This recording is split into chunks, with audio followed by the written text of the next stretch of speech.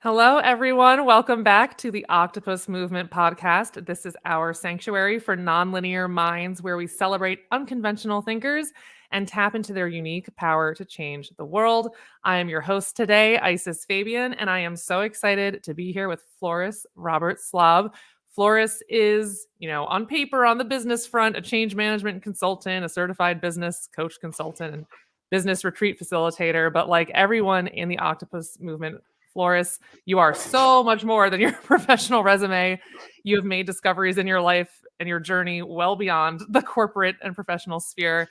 I would love to start with that very broad question of what would you say is most unconventional and nonlinear about the way that you think and the way that you approach your life?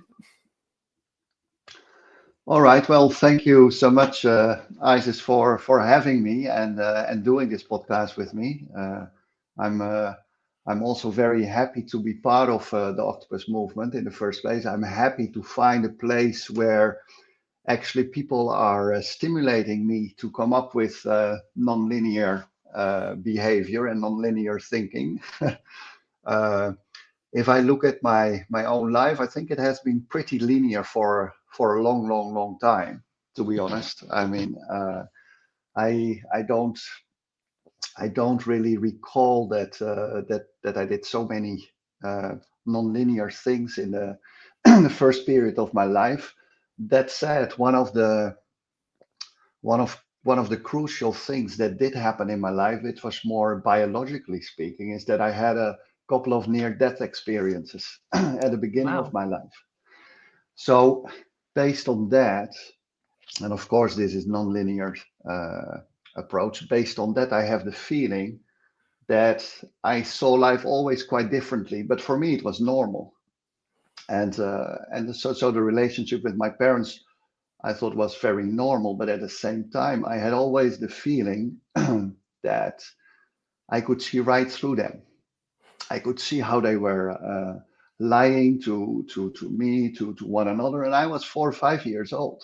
Wow. And so I don't think I was very uh, nonlinear thinking, but I have had two near death experiences. One, I had to be reanimated at 2, and at 4 years old, I was in a coma for a couple of days.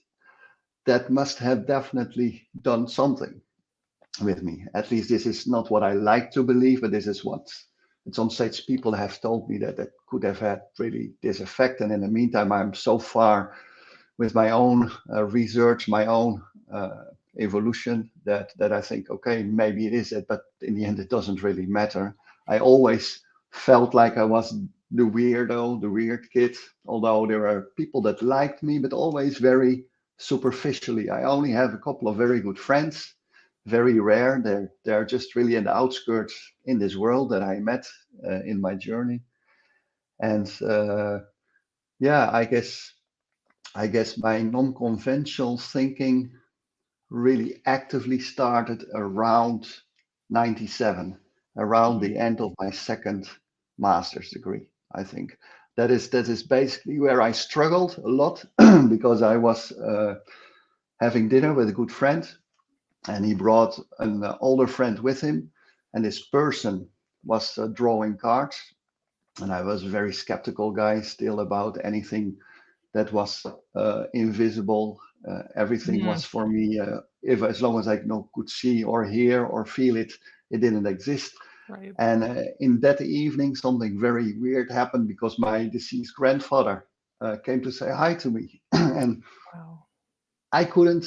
I couldn't explain it. Nobody could explain it. This woman had never experienced this, who was drawing the cards, and that put me on a quest, basically, a quest to see, hey, what else is out there. And for this, I had to travel quite a bit in my life, and in most of the different countries I visited, I always gained a little bit of extras. And it was only until New Zealand arrived in 2004 in my life that I met a Maori guy in a bar, and he told me, "Hey, I've been waiting for you. You are the guy from my vision." I said, "Oh, really?" I mean, that's that's a very interesting pickup line, and I mean, not that I'm gay in any way, and I don't mind if anybody would be either, of course. But I mean, it was such a weird line for me. I didn't know how to respond, and I said, "Yeah, I've been waiting for you. I already thought a couple of times that it would be you, but it's not. And now finally I meet you, and all the signs are there, and are you in for a journey?" And I said, "But what do you mean?" I said, "Well, I am told in my vision that I have to show this stranger, this Caucasian male from West Europe that is going to come over to New Zealand. I have to show him my world." I said, "What is your world?" I said, "Yeah, you will find out." So he became my best friend, and we really got a very close connection. I wrote a book about our relationship, just a friend relationship, and the teacher became the student became the teacher. But in a nutshell, uh, he introduced me to the world of energy, the world of nature, how they lived, how he lives, what he believes, and in what type of illusions we have grown up in Mhm. as people in the Western world, at least according to his perspective. And at the same time, I helped him trying to get his feet on the ground in society. So this was really one of the big paradigm shifts in my life. And I think from that period onwards, everything has changed uh, in my life. So also in my professional life, I start to see work in a very different way. And little by little, I came to the conclusion, yeah, we need to start uh, changing this. I really want to change this. I cannot just go on, just have this Right. life, have all these experience, and then just go on like it ever happened or it happened, and then just continuing. I mean, something needs to happen. So I'm changing little by little, and I think I'm getting there more and more now, where I especially in my private coaching, where I have executives that are needing to be coached, business coaching, where I share this stuff with them, no matter what, little by little, to see how open they are, and not in the first 2 months or so, but after 1.5 years, we have free discussions about energy, how they as leaders could, you know, use their energy, and how energy is working in between human beings, and how we are affecting each other, how we are part of the same energy anyway. So no matter what you do, no matter how you react, uh, people people are not hurting other people. People are hurting themselves, although people don't really realize that. And so this is also the entire topic, nature, energy, inclusion for that perspective. I've seen that you're a specialist in inclusion and diversity. Uh, well, in diversity, I don't believe so much, but I do believe in inclusion. And when you do inclusion, when you execute inclusion, that's when all the diversity surfaces. At least this is my belief. Of course, we have people from different races, cultural beliefs, etc., etc. But there's a lot of that is artificially determined. If you just if you just really go back to the core, and if you really try to become interested in the human being as a human being from nature with energies, and you start to listen to them, you start to fully include them, and then we both know what that means, uh, into any process, life process or business process. That's when you start to see the real differences. It's not this artificial, man-made differences or racial differences. No, Mhm. it's a human being with. We are all very unique, and if we want to innovate as organizations, if we want to become more creative, we have to surface this inclusion. We have to surface all these different aspects of a human being.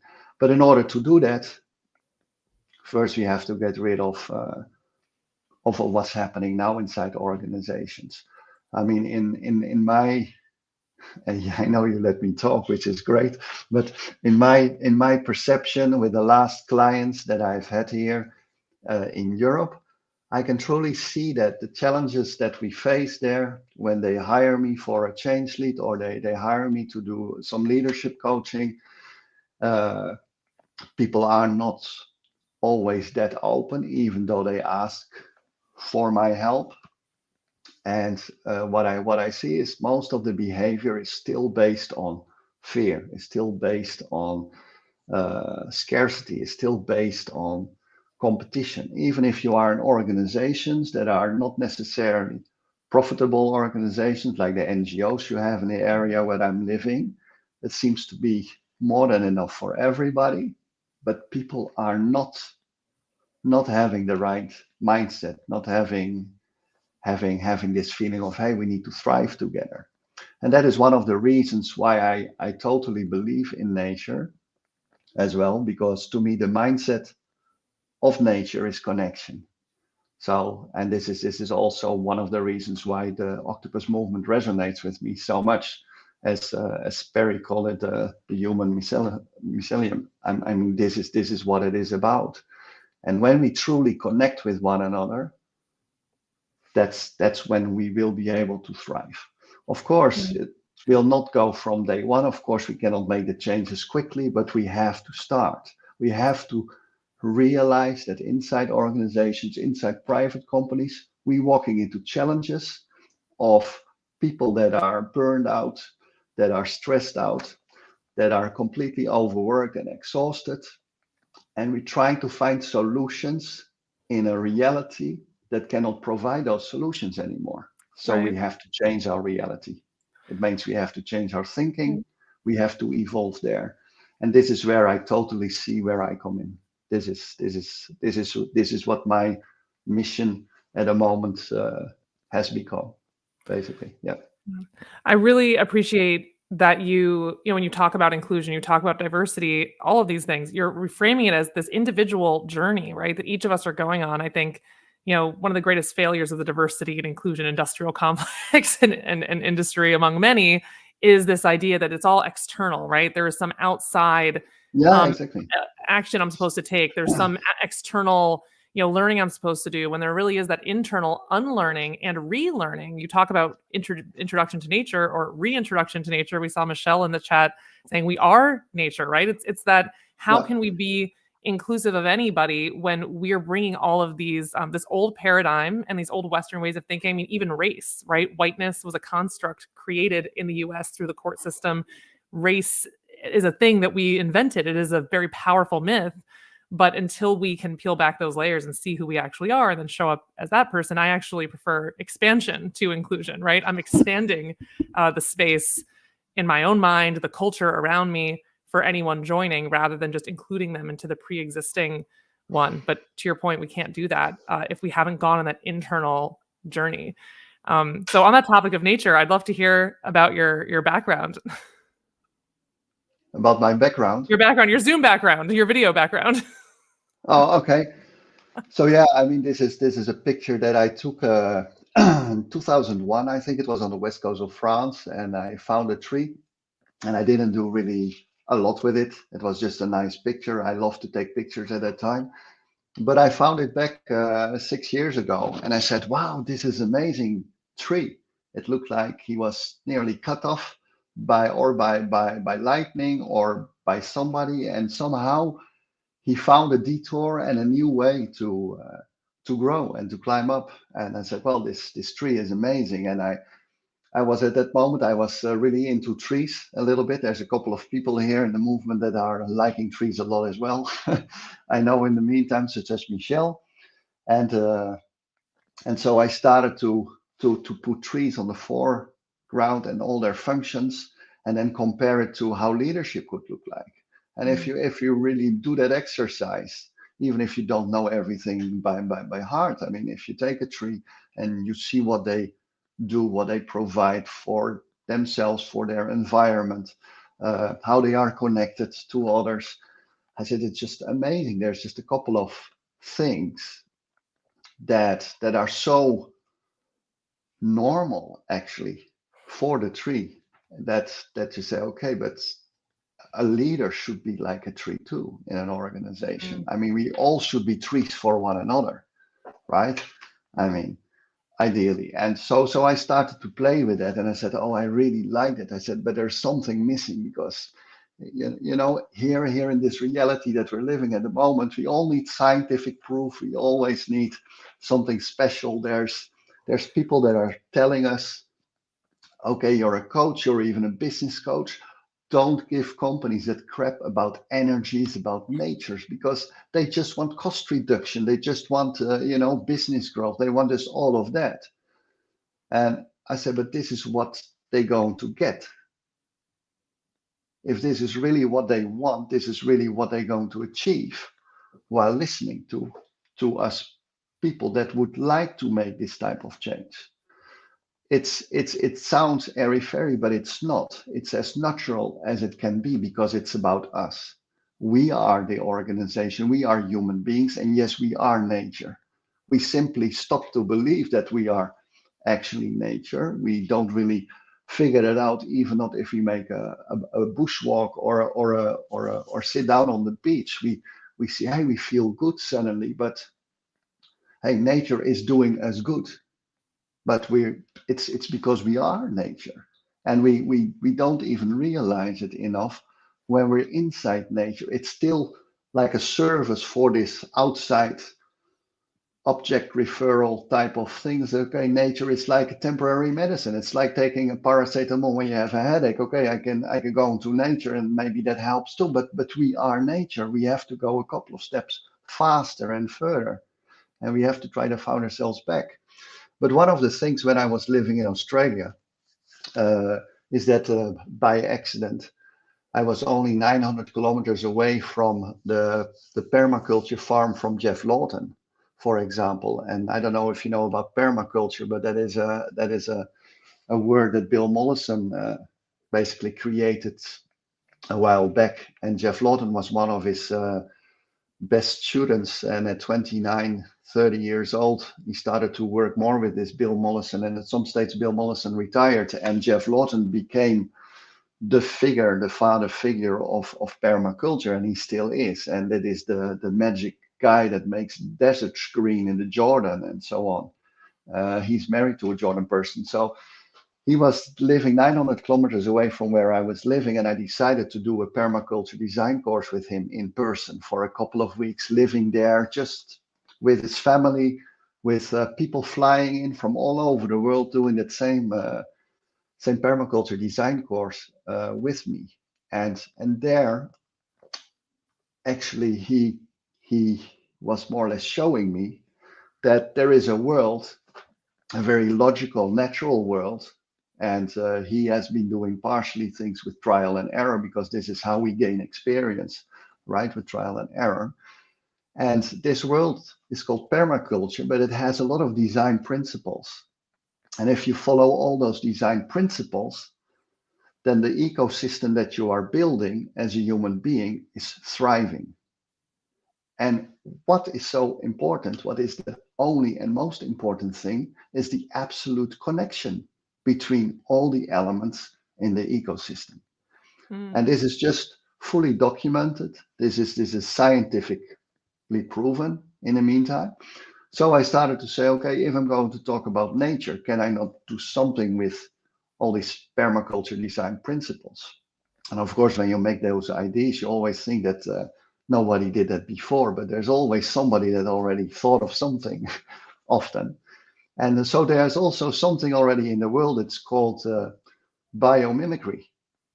So there's people that are really into this type of thing, into nature, and really studying nature, animals, plants, flowers, and they are looking how we can learn from nature from a generic perspective as well, by building houses, how they fueling, how they get their energy, etc., etc. So there's a lot of material out there that actually we can use in order to start improving our lives. I mean, right now I'm just talking about the business part of life. Sorry, and I still believe that the permaculture design principles, they are fitting perfectly well. They're talking about inclusion and diversity as well, permaculture. I mean, so there's already things in there that are coming from nature. We just don't follow it up as nature. And everything in this ecosystem of permaculture is related to energy. Yeah. Everything. They do energy analysis. We can do an energy analysis in an organization. Is it really so far-fetched? No, it's not. We can just follow how this is working according to permaculture, and we can apply it. We have to make a somehow a translation to the human being, that only in this ecosystem we only have human beings, but at the same time it's very feasible. I mean, I have a master's degree in social science, and I've been working on projects all over the world for 25 years. I mean, I can make that translation very easily. And I do believe that this is a way forward. Maybe not like radically, and not like a radical change, but we have to bring the awareness. It's like using change management. You have linear change management, ATKAR, PROSI, awareness, desire, and then build up, and then ability, and then reinforcement. This is still something linear that we can follow, but we have to start with awareness. We have to start with awareness that we human beings, if we want to advance also inside organizations and inside businesses, that we have to start realizing who we are. Yeah. Who we actually are, and it starts with being honest with ourselves, right? Because we're not going to be able to Exactly. receive that That's feedback externally if we're not even being honest with ourselves about our own behaviors and our own motivations. I want to ask you about, because we have 9 minutes left, uh, this paradigm of competition, right, that we exist under right now, and that so many of us are bought into, the zero sum game, versus what you're describing is so abundant and obvious in nature of interdependence, of interbeing, of being more than the sum of our parts. How do we shift from this individualistic, competitive, totally separated, right? We see ourselves as like separate and distinct from one another, and not feeding into one another's energy in any way, when none of that is really true.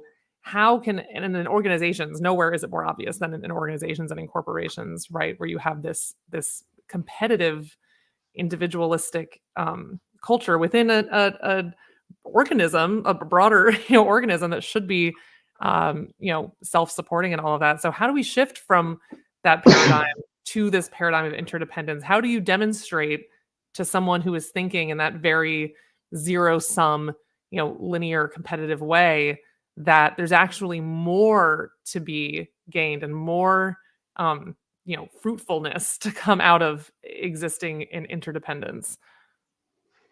well, I do believe that.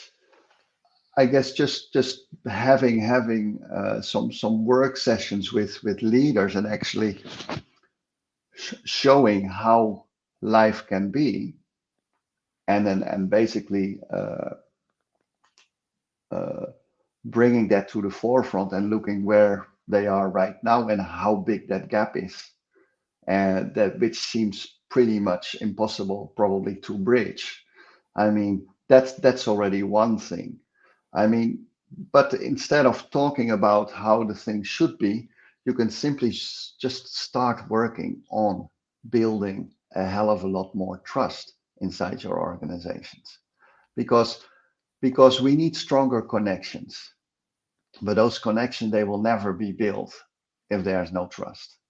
And I do feel, just based on my own experience, talking even in those last 25 years, wherever I worked, with whoever I worked, if there's if the relationship between people are challenging, or are just simply bad, it's always related to trust. People simply are not following up what they supposed to be doing.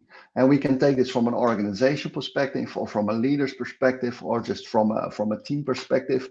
If you would go to a top organization perspective, you can really start to say, okay, guys, what is the company purpose? What is its real purpose? Yeah. And what is this real vision that is derived from there? And what is the real mission derived from there? And you can just simply go through all the steps. What is the strategy? What are the objectives that are coming out of the strategy? And how are we making sure that this purpose is actually being lived?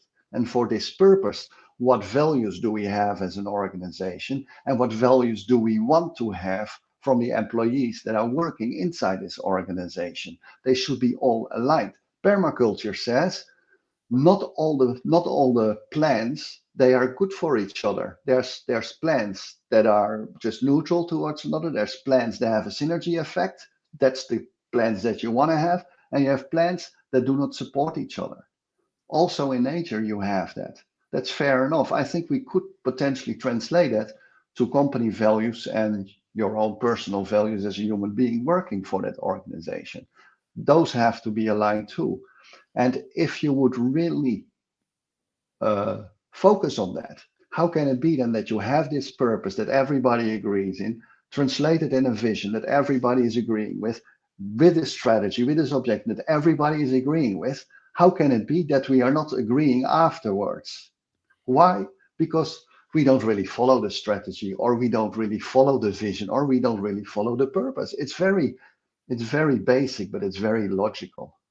Yeah. Because based on the missions that we create, we would like to have some kind of impact with the client, whoever the client is. If it's a poor country where we sending vaccinations to, or if it's a client that is changing an SAP system for another, it doesn't matter. I mean, a client is in general that is where it's measured how you're doing. That is being measured what the impact is, and also with that client you can see how much fulfilled is your purpose now. You know, did we manage? This was our purpose. Via the mission, we go to impact to the client, and from the client back checking what the fulfillment is of this purpose.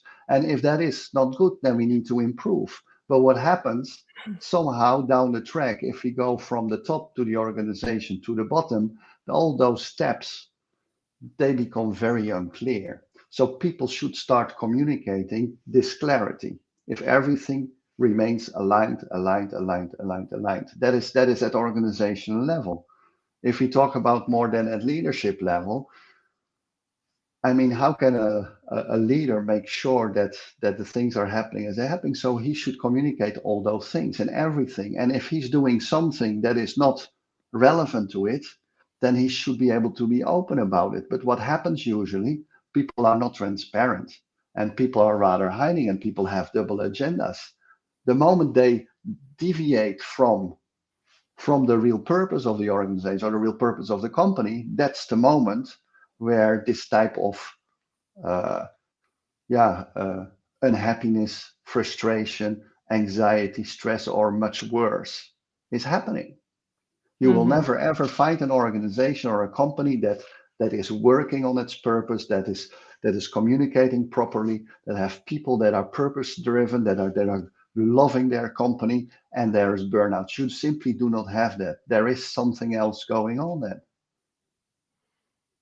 Yeah. I Yeah. mean, And that's where that lack of trust, right? It does come back to that lack of self-awareness, and the lack of self-awareness ties into your lack of awareness of the power you have in a given hierarchy and how you're wielding that power and the things that you're doing and the true motivations behind those things. And if we don't have people in leadership who are willing to self-reflect and be honest and transparent with themselves about that, they're never going to receive the feedback they need to hear from the broader organization to get back in that alignment that you're talking about. And we only have a couple minutes left, so I'll do our closeout. I'll give you a chance to give us one more piece of wisdom. So everyone, you've heard from today's esteemed thought leader. Would love to hear in comments what is sticking for you. How do you think about your life differently or your work differently after what we heard from Floris today? We talked about nature and aligning the way that we do business and the way that we kind of exist amongst one another more to nature. We talked about the things beyond what we can see and feel and hear and touch, and and the enormous world that opens up when we allow ourselves to believe in order to see. I just touched a little bit on that journey that Floris went on. Floris, any final words of wisdom for our listeners to help them activate their own unconventional or nonlinear potential? Well, I mean, yeah, if there's anybody out there listening, I mean, just look for yourself. Why are you currently potentially having challenges at your work or even at home? Why are you unsatisfied? Why you are unhappy? Probably it has something to do with you. I mean, and that's it. And you have to find yourself back. And how to find yourself back, that could be in very different ways. You can try to go for the symptoms, or you can go and try to believe that you're part of something much bigger, where you as a source, as a base, you are complete love. And when you are complete love, each time you are feeling unhappy, each time you're feeling stressed or frustrated or whatever, that is the moment that you are not in alignment with yourself. That's all. And the only thing that you need to do is to realign. And that is Mhm. easier said than done. But there's a lot of help out there for everybody to support you in this. Absolutely. Thank you so much, Floris. There you have it, everybody. That went by really fast, but that is a taste Too of one of the fast. incredible, yeah, one of the incredible founding minds we have here at the Octopus Movement, our sanctuary of nonlinear thinkers. Remember to embrace what makes you weird, unleash your nonlinear superpowers, and join this movement for a future that blooms together. That is a wrap on this episode of the Octopus Podcast for now. Thank you so much, Floris. Thank you to everyone interacting in the chat. Looking forward to swimming with you next time. Cool.